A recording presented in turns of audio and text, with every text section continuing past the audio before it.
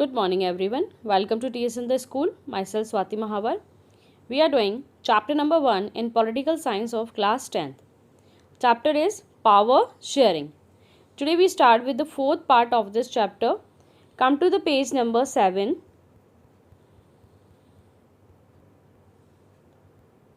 Come to the page number 8. The topic is Forms of Power Sharing. ठीक है, forms of power sharing का मतलब क्या होता है कि किस किस तरीके से पावर्स को शेयर किया जाता है, पावर्स को डिस्ट्रीब्यूट किया जाता है.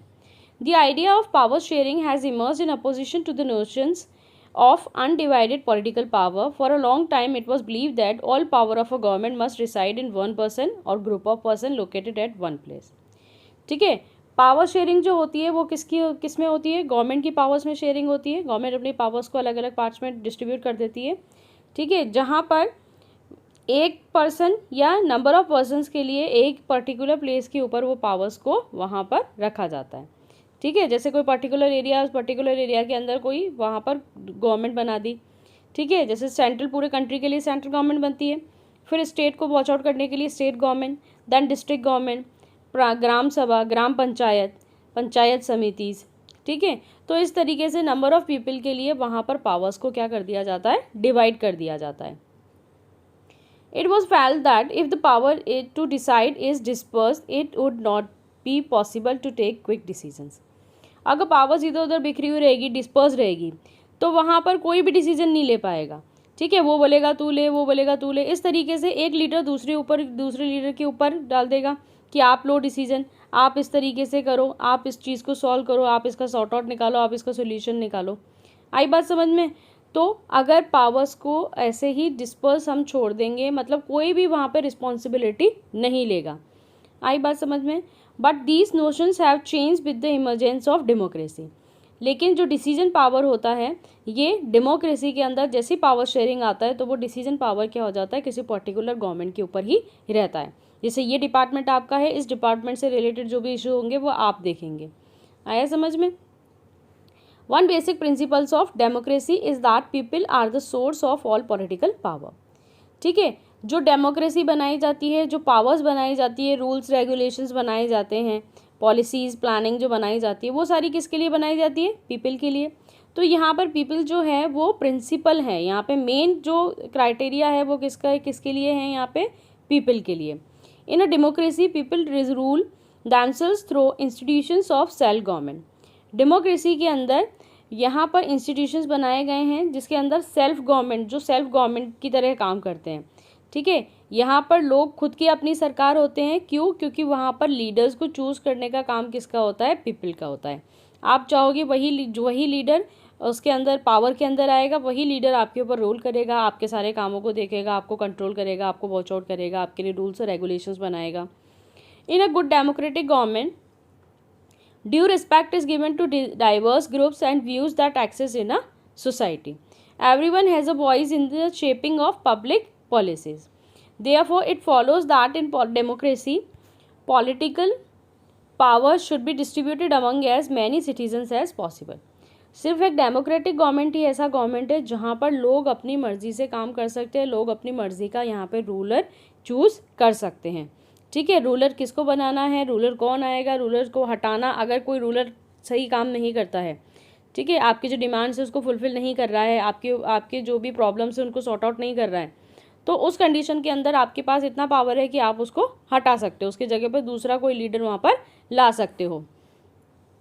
इन modern democracies power sharing arrangement can take many forms. Now look at some of the most common arrangement that we have or will come across. Now come to the first point. Power is shared among different organs of the government.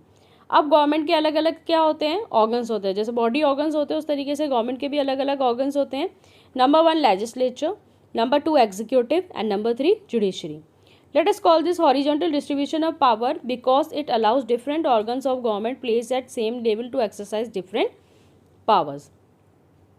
Legislature, executive और judiciary, ये जो distribution है ये क्या कहलाता है? Horizontal distribution कहलाता है. ठीक है, और यहाँ पे अलग अलग लेवल पे पावर्स क्या कर दी जाती है? डिवाइड कर दी जाती है. Such a separation ensures that none of the organ can exercise unlimited power. अब यहाँ पे जो पावर्स का सेपरेशन है, जो पावर्स दी जाती है यहाँ पे अलग अलग डिपार्टमेंट्स को, तो कोई भी ऐसा डिपार्टमेंट नहीं है जिसको अनलिमिटेड पावर्स यहाँ पे दी जाए।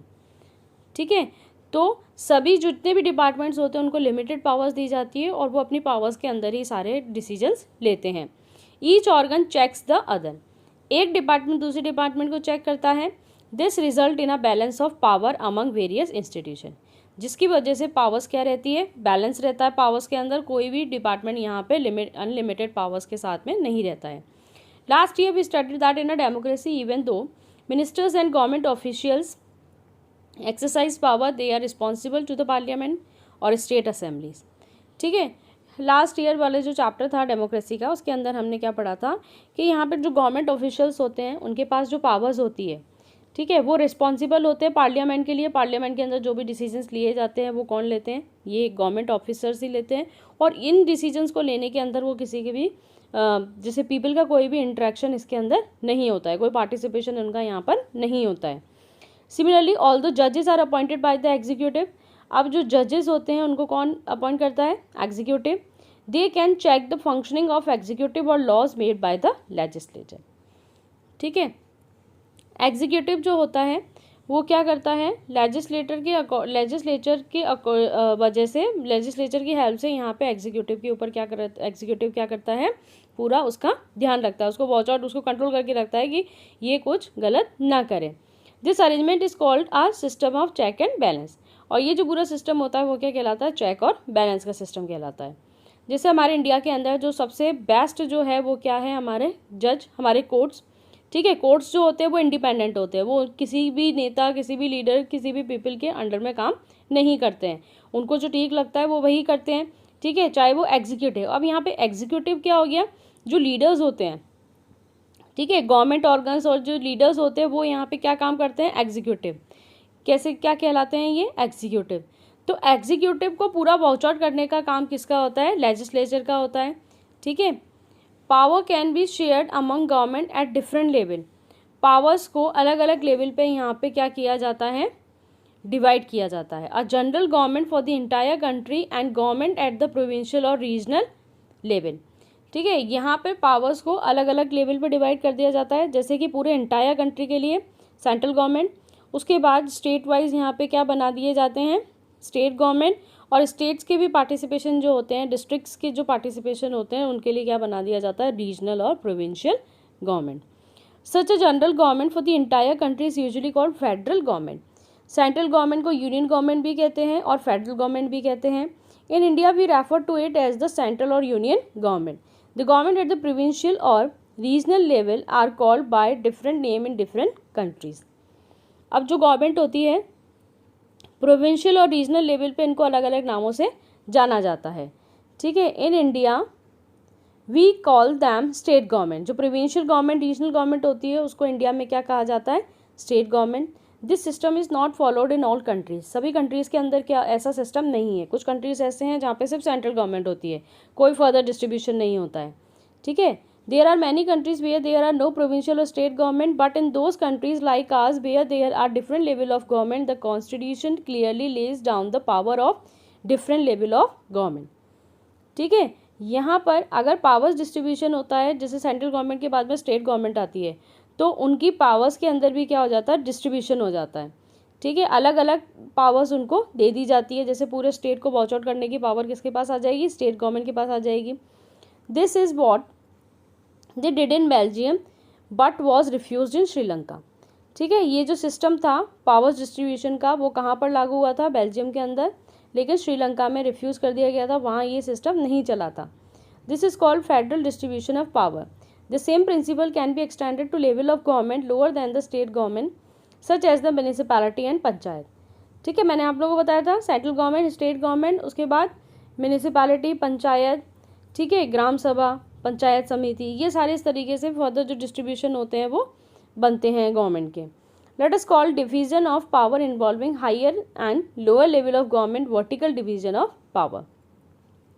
याद रखना आप लोग, हॉरिजॉन्टल डिस्ट्रीब्यूशन क्या होता है, लेजिस्लेटर, एग्जीक्यूटिव और जुडिशरी, लेकिन जो वर्टिकल डिवीजन होगा वो क्या कहलाएगा, जैसे central government, state government, district government, Gram Panchayat, Panchayat Samiti, ठीक है, इस तरीके से डिस्ट्रीब्यूशन होंगे।